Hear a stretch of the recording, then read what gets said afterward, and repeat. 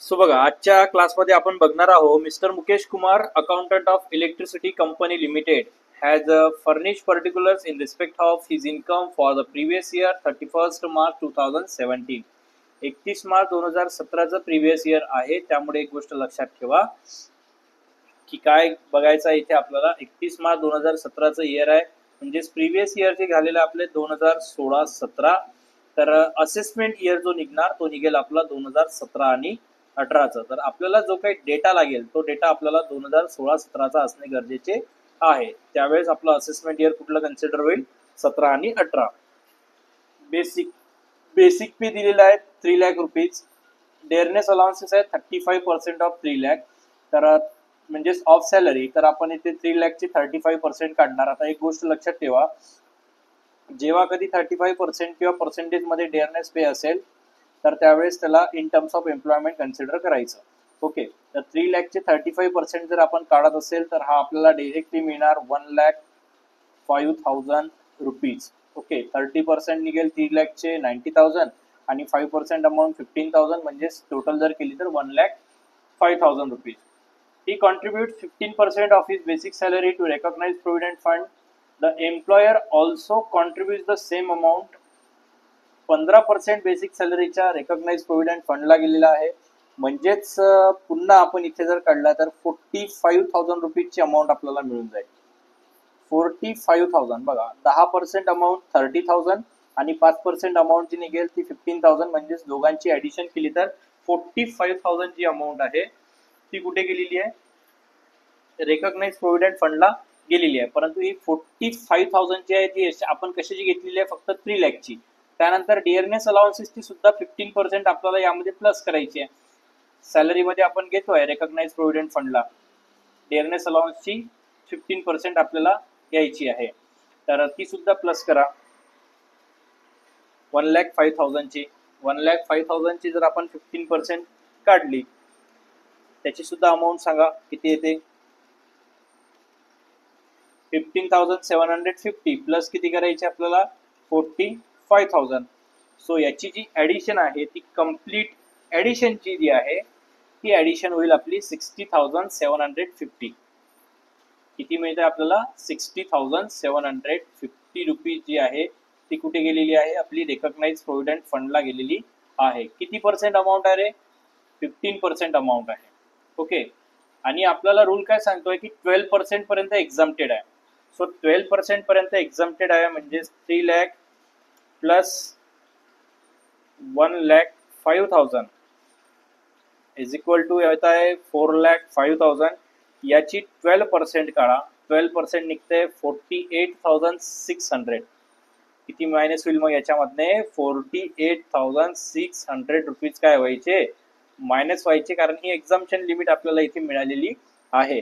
48,600 यामधून मायनस केल्याच्या नंतर जी अमाऊंट शिल्लक राहील ती अमाऊंट आपली टॅक्सेबल मध्ये आपल्याला दाखवायची आहे.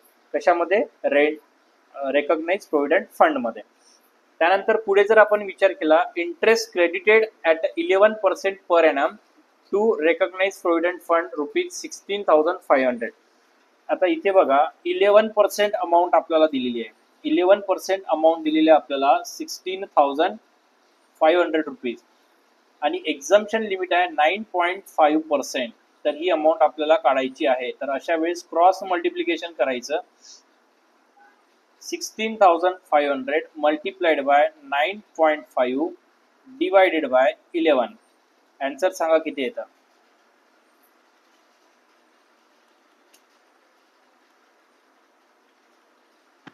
14,250. 14,250. Very good. ही काय झाली आपली? 9.5% ची अमाऊंट आहे. 9.5% अमाऊंट आहे, म्हणजेच ही आहे एक्झाम्पशन लिमिट. ही काय आहे? एक्झाम्पशन लिमिट आहे. आणि एक्झाम्पशन लिमिट आपल्याला मायनस करायची आहे. एक्झाम्पशन मायनस केल्याच्या नंतर 16,000 मधनं 14,250 मायनस करायची. जी काही बॅलन्स राहील ते बॅलन्स कुठे जाईल? आउटर मध्ये, टॅक्सेबल मध्ये जाणार. हा बाय रूल आपण याला इथे काय केलेला आहे? सॉल्व्ह केलेला आहे. ओके, क्रॉस मल्टिप्लिकेशन करायचं. लक्षात ठेवायचं की 9.5% पर्यंत आपल्याला एक्झाम्पशन लिमिट दिलेली आहे.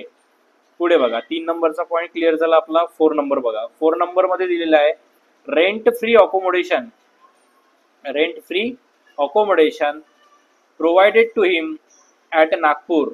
नागपूरमध्ये प्रोव्हाइड केलेला आहे, परंतु आपण प्रॉब्लेम मध्ये पॉप्युलेशन सुद्धा दिलेली आहे. पॉप्युलेशन मध्ये दिलेलं आहे अबो 10 lakh and below 25 lakh. Above 10 lakh and below 25 lakh असेल तर आपल्याकडे क्रायटेरियामध्ये बघा 7.5% आहे, 10% आहे आणि 15% आहे. ओके, 15% कधी आहे? 25 लाख प्लस पॉप्युलेशन असेल तर 10 to 25 लाखची पॉप्युलेशन असेल तर 10% आहे आणि 10 lakh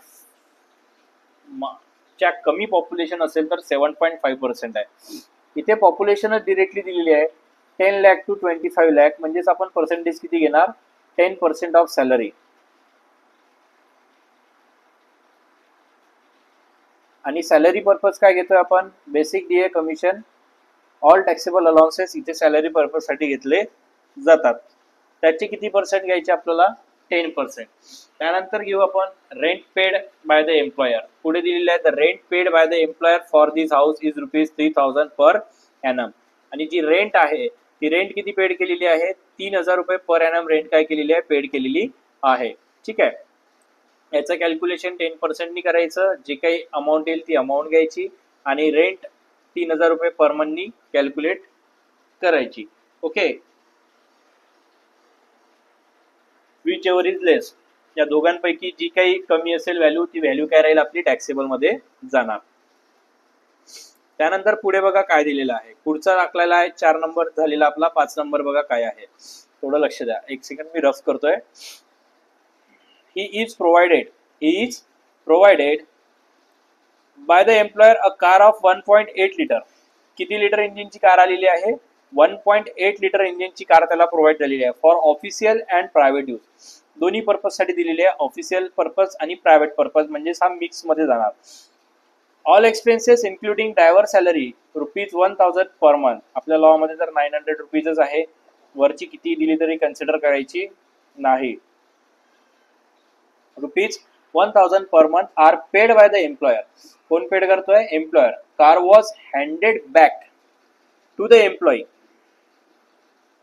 during the vacation period of June 2015. Car was handed back to the employer पाहिजे आहे. ओके, तिथे बाय मिस्टेक एम्प्लॉय झालेला आहे. लेट्स करेक्शन करूया लगेच. हँडेड बॅक, जी कार वापरली की नाही एम्प्लॉयरने दिलेली, ती कार काय केलेली आहे? पुन्हा एम्प्लॉयरला वापस दिलेली आहे. आणि कोणत्या महिन्यामध्ये दिलेली आहे? जून 2015 मध्येच वापस दिलेली आहे. बघा कुठल्या महिन्यामध्ये दिलेली आहे? जून 2015.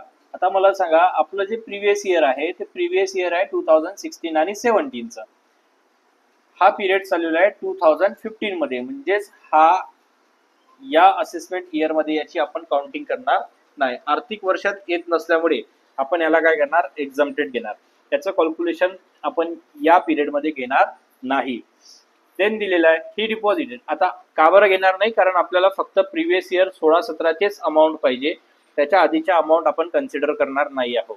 Okay, he deposited ₹3,000 per month in the public provident fund. Public provident fund मध्ये डिपॉझिट केलेली अमाऊंट आहे, डिपॉझिट केलेली आहे, डझंट मॅटर. इन्व्हेस्टमेंट आहे, इन्कम नाही आहे, त्यामुळे ही सुद्धा येणार नाही. Cost of refreshment during office are borne by the employer. रिफ्रेशमेंटची जी कॉस्ट आहे ती सुद्धा एक्झम्प्टेड येतं. Professional tax paid by the employer. Tax कोणी पेड केला? एम्प्लॉयरने पेड केला. ठीक आहे, बेसिकली आपण प्रोफेशनल टॅक्स मायनस करतोय, इथे सुद्धा मायनस करायचा, परंतु पहिले इन्कम मध्ये दाखवायचा, नंतर त्याला मायनस करायचा. इन्कम मध्ये का दाखवायचा? जो टॅक्स आपण पे करायला पाहिजे होता तर आपल्या बिहाफ मध्ये कोणी पे केला? एम्प्लॉयरने पे केला. एम्प्लॉयरने पे केला तर तेवढे रुपयांची आपली इन्कम झाली, आणि नंतर बेनिफिट घेण्यासाठी आपण त्याला डिडक्शन मध्ये काय करूया? मायनस करूया. यानी आपली सॅलरी वाढणार सुद्धा नाही आणि कमी सुद्धा होणार नाही. तेवढ्या रुपयांवर आपल्याला टॅक्स सुद्धा लागणार नाही आहे. Compute his income from salary for the assessment year 2017 and 18. एकदम इझिएस्ट आहे. मला सांगा, जो काही ओव्हरव्ह्यू आपण बघितलेला आहे त्यामध्ये तुम्हाला काही डाऊट आहे का? No sir. ओके, आता No, sir. सिम्पली आपण त्याला सॉल्व करूया. सर्वात पहिले घेऊया बेसिक पे. बेसिक पे दिलेला आहे आपल्याला 3 लाख रुपीज. त्यानंतर डिअरनेस अलाउन्स आहे सर पर मंथ आहे ना बेसिक पे. सॉरी, तिथे पर ॲनम पाहिजे, सॉरी. बेसिक पे 3 लाख रुपये पर मंथ. आणि इलेक्ट्रिसिटी कंपनीमध्ये कंपनी डुबून जायची माहिती अशाने, माय मिस्टेक का. सो बघा, डेअरनेस अलाउन्सेस किती दिलेला आहे, 35% ऑफ सॅलरी. सॅलरीच्या 35% अमाऊंट किती येणार, 1,05,000. त्यानंतर घ्यायचं आहे, he contributes 15% of his basic salary to recognise provident fund. स्वतःचं कॉन्ट्रीब्युशन आपण काउंटिंगला घेत नाही आहे, आपल्याला एम्प्लॉयरच घ्यायचं आहे. तर थर्ड मध्ये घेऊया आपण directly, employer's contribution to recognise provident fund. Employer's contribution जे आहे रेकॉग्नाइज प्रोव्हिडंट फंडला किती पर्सेंट आहे, 15% ऑफ सॅलरी. सॅलरी मध्ये कन्सिडर करणार आपण 3 लाख प्लस 1,05,000. सो याची 15% जर आपण अमाऊंट काढली तर किती निघेल, 60,750, जी आपण मगाशीच काढलेली होती, लेस एक्झम्पशन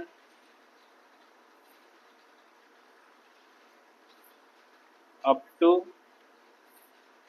12% ऑफ सॅलरी. पुन्हा त्याच अमाऊंटचे 10% जर आपण काढले, जे आपण मायनस करतोय, तर ते निघणार 48,600 रुपीज.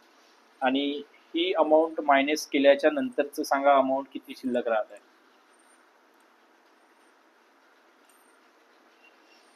48,600 मायनस केल्यानंतर किती शिल्लक राहत आहे.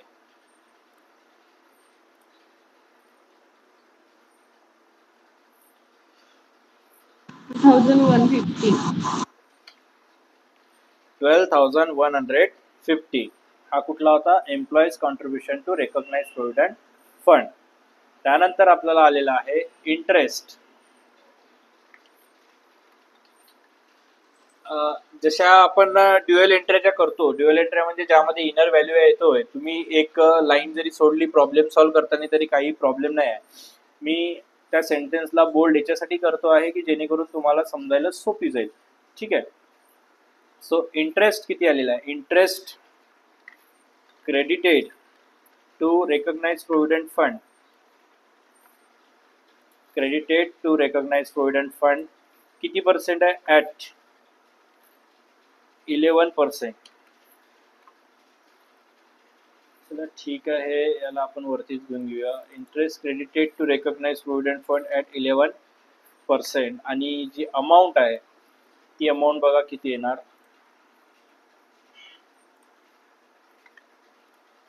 अमाऊंट जी आपल्याला दिलेली आहे इंटरेस्टची 16,500 रुपीज. ओके, इथे काढूया आपण लेस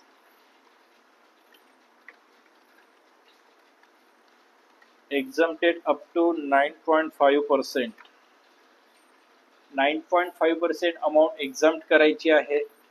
क्रॉस मल्टिप्लिकेशन करा आणि व्हॅल्यू सांगा. पुन्हा एकदा कसं करायचं, 16,500 multiplied by 9.5 divided by 11. Values निघेल आपली 14,250. 14,250 एवढे रुपये मायनस केल्याच्या नंतर जी काही बॅलन्स अमाऊंट असेल ती आउटरला टाका. 16,500 मधनं पर्टिक्युलरली 9.5% मायनस केल्याच्या नंतर शिल्लक राहत आहे 2,250. ओके, ही व्हॅल्यू काय जाईल आपली, आउटरला जाईल. चला, म्हणजे इथे आपला 3 नंबरचा जो पॉइंट आहे तो संपलेला आहे. मी तुम्हाला बोललो होतो रेंट फ्री अकोमोडेशन हा जो मुद्दा आहे आपण शेवटी सॉल्व्ह करतोय. यासाठी सॉल्व्ह करतोय की येणारे जेवढे काही टॅक्सेबल अलाउन्सेस आहे ते टॅक्सेबल अलाउन्सेस सॅलरी पर्पजसाठी आपल्याला काउंटिंगमध्ये घ्यावे लागतात. त्यामुळे रेंट फ्री अकोमोडेशनला आपण थोडा स्किप करतो, लास्टमध्ये घेतो. 4 नंबरला रेंट फ्री अकोमोडेशन होता. वरती आपण खाली जर आलो 5th नंबरला आहे he is provided by the employer a car of 1.8 litre. 1.8 litre म्हणजे लार्ज कार प्रोव्हाइड झालेली आहे. Large car provided by employer. Okay, large car एम्प्लॉयरने आपल्याला प्रोव्हाइड केलेली आहे. ठीक आहे, not related with the current financial year. Current financial year मध्ये रिलेटेड नसल्यामुळे अमाऊंट त्याची काय येणार, नील येणार. ती आपण व्हॅल्युएशनला घेणार नाही. त्यानंतर कार फॅसिलिटी तर इथेच झाली. का बरं? आता बघा फायनान्शियल इयर कोणत्या याच्यामध्ये जाईल, तो 15-16 मध्ये जाईल. आपलं फायनान्शियल इयर किंवा प्रिव्हियस इयर कुठलं येत आहे, 16-17 येत आहे. ठीक आहे, नेक्स्ट टाकलेला आहे आपल्याला he deposited ₹3,000 in a public provident fund. Deposit आहे म्हणजे इन्व्हेस्टमेंट आहे पब्लिक प्रोव्हिडंट फंडची, ती सुद्धा येणार नाही. Cost of refreshment during office hour.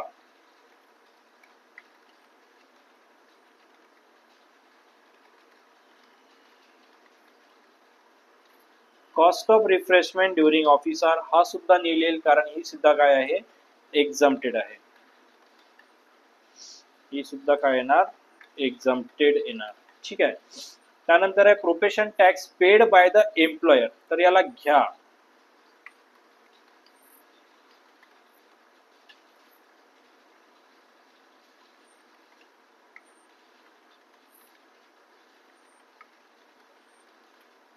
Profession tax paid by employer घ्या. किती रुपये आहे, 2460 इतके रुपये घ्या. नंतर त्याला पुन्हा मायनस करूया.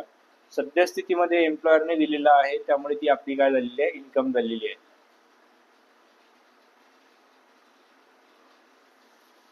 मायनस केव्हा करतो आपण, डायरेक्टली ज्यावेळेस आपण स्वतः पे करत असतो त्यावेळेस. ठीक आहे, इथे सुद्धा मायनस होणार आहे. डिडक्शनचे फायदे आपल्याला करून घ्यायचे आहेत. ठीक आहे, सो प्रोफेशन टॅक्स जे आहे तो सुद्धा आपला झाला.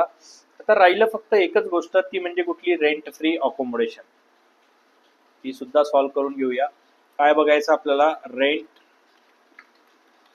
Free accommodation.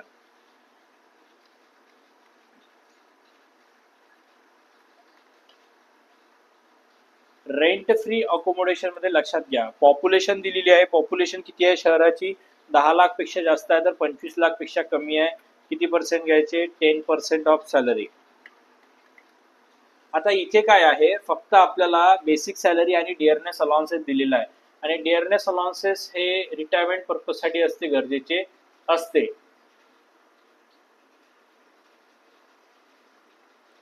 पण जेव्हा डिअरनेस अलाउन्स हा सॅलरीच्या पर्सेंटेज मध्ये असतो त्यावेळेस आपण त्याला कन्सिडर काय करतोय की हा रिटायरमेंट बेनिफिट किंवा इन टर्म्स ऑफ सॅलरी मध्ये इन्क्लूड झालेला आहे. त्यामुळे इथे आपण कॅल्क्युलेशनला घेणार. तो आपली जी सॅलरी बनेल ती सॅलरी किती बनेल, 3 लाख प्लस 10% करायचे आपल्याला. 3 लाख प्लस 1,05,000 किती रुपये, 1,05,000. ही झाली आपली कंप्लीट सॅलरी. याची 10% अमाऊंट आहे ती आपल्याला काढायची आहे. तर याची जी 10% अमाऊंट निघेल तर ती निघणार 4,05,000. ही 100% आहे तर 40,500 ही काय निघेल, आपली 10% अमाऊंट निघेल. क्लिअर इथपर्यंत? येस सर, हो सर. त्यानंतर आहे रेंट पेड बाय एम्प्लॉयर. एम्प्लॉयरच्या माध्यमातून रेंट किती पेड करण्यात आला, तर रेंट किती पेड होतो आहे, 3,000 rupees per month multiplied by 12 month. याचं कॅल्क्युलेशन जर केलं तर हा होतं 36,000. ठीक आहे, या दोघांपैकी जो लहान असेल तो आपण काय घेतो, टॅक्सेबल घेतो. विच एव्हर इज लेस, दोघांपैकी जो लहान असेल तो टॅक्सेबल आहे. टॅक्सेबल वाली अमाऊंट काय करायची आपल्याला आउटरला घ्यायची आहे. तर घेऊन घेऊया आउटरला, काही प्रॉब्लेम नाही. टॅक्सेबल किती होणार मग 36,000. आता इथे आपल्याला कुठल्याही पद्धतीने फॅसिलिटीजमध्ये किंवा एम्युनिटीज कुठलेही टाकलेले नाही आहे, जसे की फर्निचर, रेफ्रिजरेटर नाही आहे. वेल फर्निश हाऊस आहे असं सुद्धा आपण त्याला म्हणू शकत नाही. मग नाही आहे तर काही प्रॉब्लेम नाही आहे. डिरेक्टली जी अमाऊंट आहे ती 36,000 रुपीज काय राहील आपली टॅक्सेबल राहील. ठीक आहे, हा झाला आपला रेंट फ्री अकोमोडेशन. आता बघा याच्यामध्ये काही शिल्लक राहिलेलं आहे का.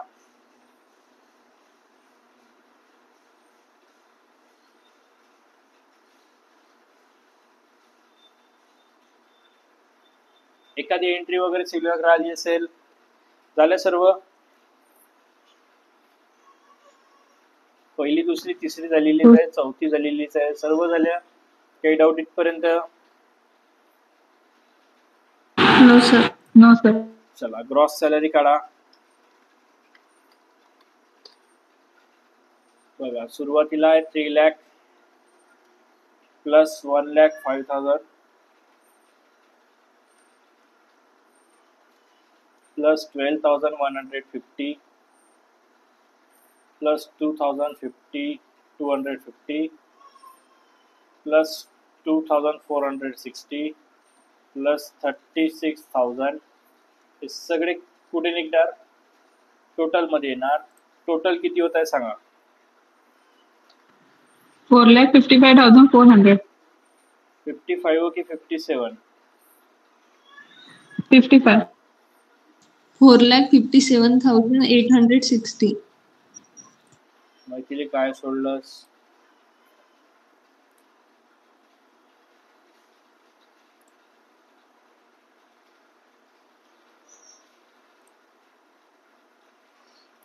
पुन्हा एकदा करा, बरोबर टोटल करा. 4,57,860 यायला पाहिजे. लेस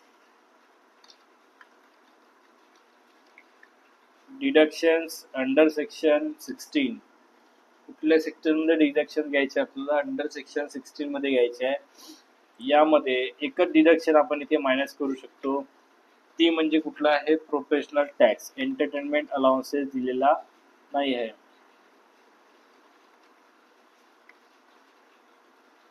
प्रोफेशनल टॅक्स किती मायनस करायचा, जेवढा एम्प्लॉयरने दिला होता 2,460 इतकेच रुपये मायनस करा आणि जी काही बॅलन्स असेल ते बॅलन्स किती आहे ते कळवा. करा calculation. 4,55,400. Correct, 4,55,400 is the right answer. आणि याला आपण म्हणूया नेट सॅलरी किंवा टॅक्सेबल. यस सर याच्यात स्टँडर्ड डिडक्शन नाही येणार का. हा सॉरी, स्टँडर्ड डिडक्शन येणार.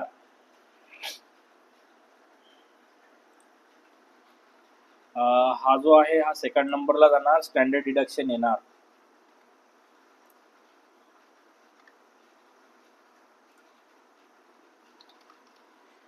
तो घ्यायचाच हा, प्रत्येक वेळेस घ्यायचा.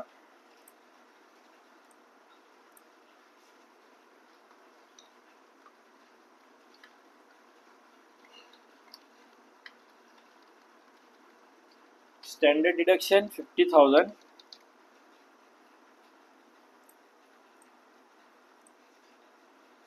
Standard deduction 50,000. ओके.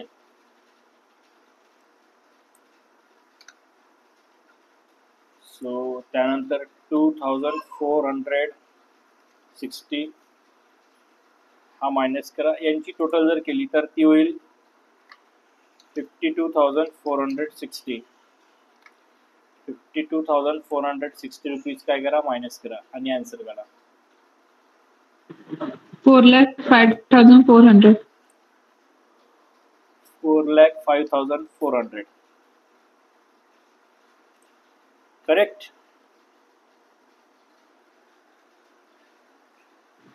हो. 4,05,400. याला म्हणू आपण नेट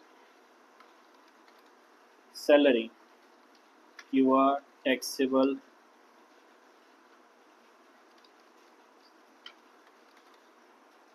नेट सॅलरी म्हणा किंवा टॅक्सेबल सॅलरी, काहीही म्हटलं तरी चालतं. समजला प्रॉब्लेम? हो सर. ओके, लगेच तुम्हाला ग्रुपमध्ये येऊन जाईल, काही काळजी करू नका.